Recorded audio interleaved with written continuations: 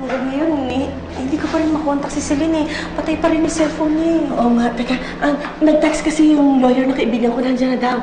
Lalabas muna ako. Don't worry about Celine. Magaling itong lawyer na ito. Maraming koneksyon. I'm sure he'll get us the best deals. Don't worry too much.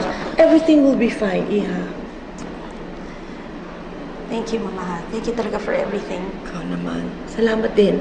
At hinayaan mo ako makabawi. O sige, lalabas muna ako, ha? Uwan na.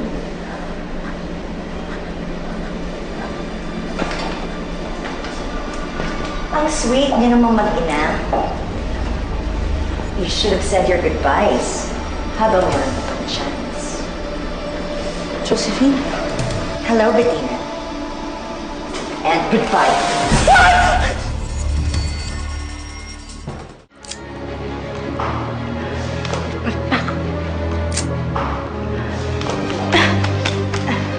Bakit ba hindi mo kami lupayan? Nung nagtapos ako sa'yo, gagawin ko rin sa mga anak mo! Iisa-isahin mo sila hanggang sa magpakaawat tungkol sa akin si Arthur! Hindi ako papayag!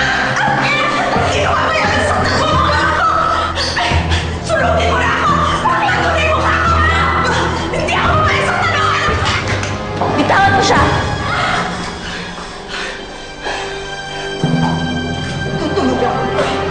Josephine! Guard! Guard!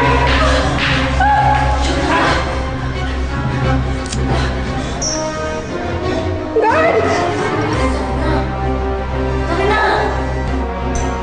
Patikim pala.